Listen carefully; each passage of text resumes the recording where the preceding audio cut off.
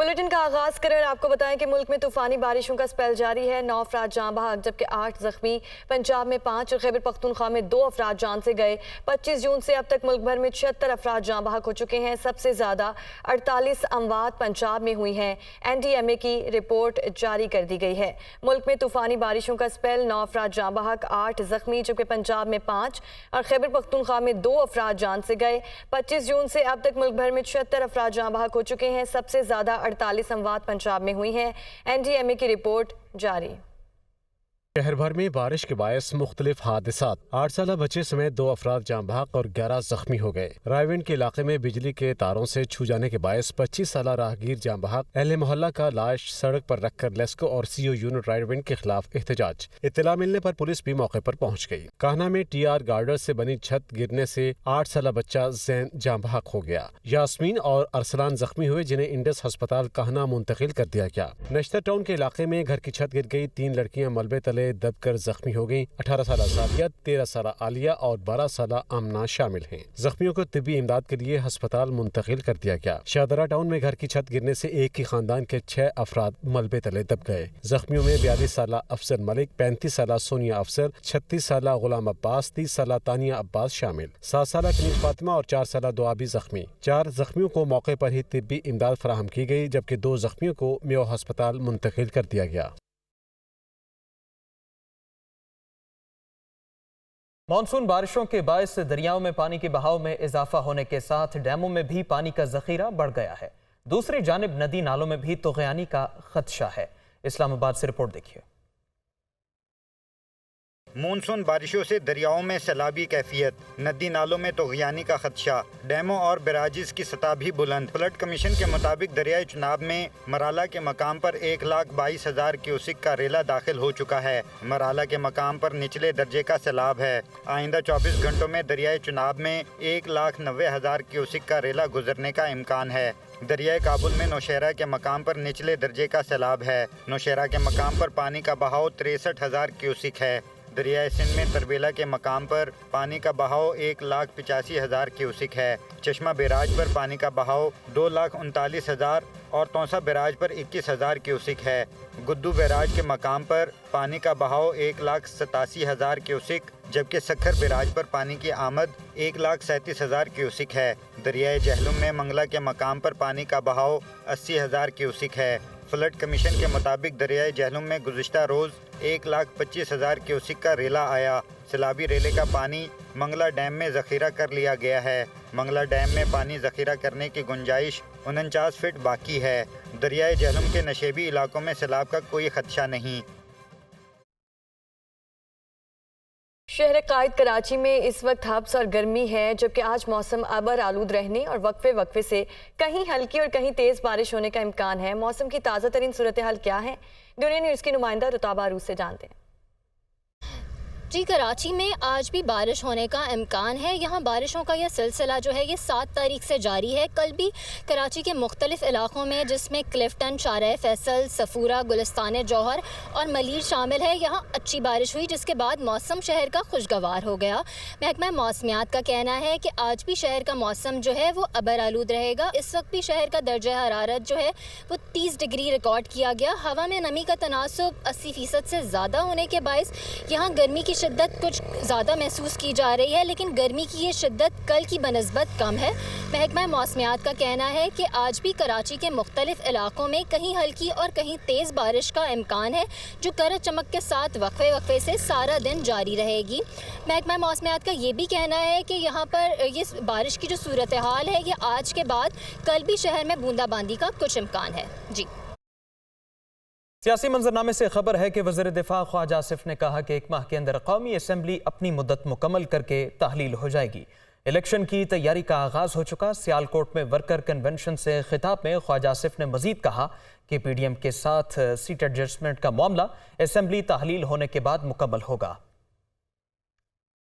अगर हम election announce कर देते तो उस वक्त जो IMF का सिलसिला चल रहा था या जो भी हमें बैनुल अक़वामी अदारे जो है हमारी मदद कर रहे थे वो सिलसिला बंद हो जाता तो जो डिफ़ॉल्ट पिछले 14 महीने से जिसका रौला पड़ा हुआ था वो तब ही हो जाता।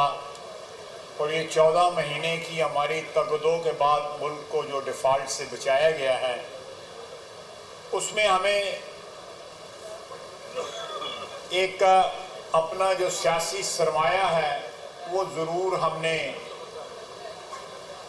उसमें नुकसान भी उठाया है कि पाकिस्तान की रियासत को, इस वतन अजीज़ को ललकारा जा सकता है अपने इक़्तिदार की हवस में, तो ये गलत फहमी जो है ता क़यामत जो है किसी के ज़हन में ना आए। पाकिस्तान में सियासत जो है वो नजरिया पाकिस्तान की छतरी के नीचे इस वक्त के साथ जो मोहब्बत है उसके नाते से होगी। जाती मफादात, जातियात या हवसे इक़्तिदार के लिए नहीं होगी।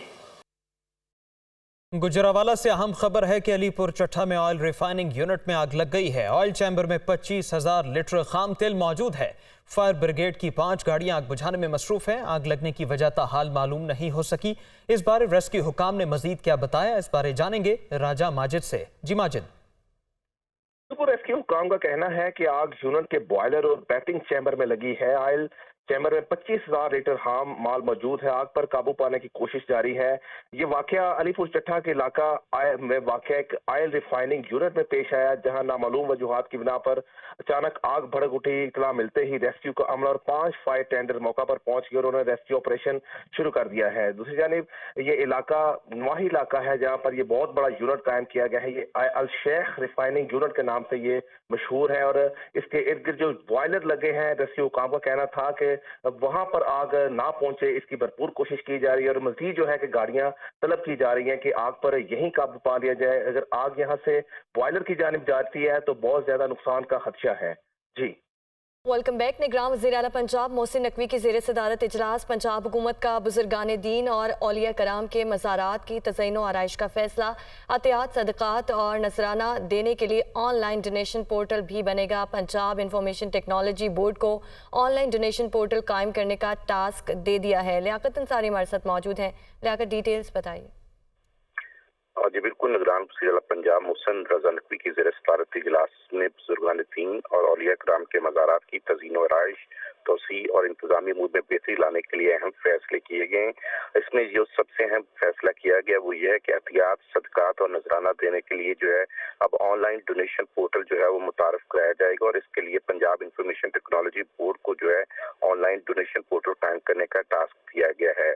ऑनलाइन डोनेशन पोर्टल के जरिए अंदरून और बैरून मुल्क से नजराने, सदकात, लंगर की सहूलत की फराहम की जाएगी और बैरून मुल्क से मज़ारों पर लंगर, चादर और फूल चढ़ाने के लिए ऑनलाइन पेमेंट की सहूलत होगी।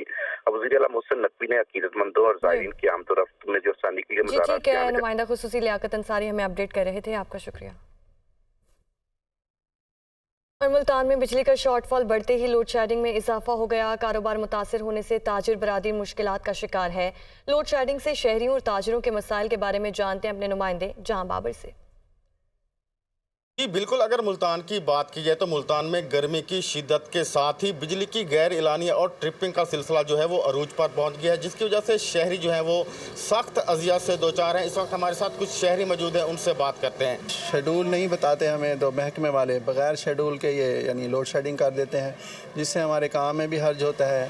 हमने आगे कस्टमर से वादा किया होता है, उसके अंदर भी हमें काफ़ी प्रॉब्लम का सामना आता है। जी बिल्कुल, जैसा कि शहरियों का ये कहना है कि जो बिजली की लोड शेडिंग है वो अरूज पर है, गर्मी भी बहुत ज़्यादा है, तो हुकूमत को चाहिए कि जो बिजली की गैर एलानिया लोड शेडिंग है वो ना की जाए।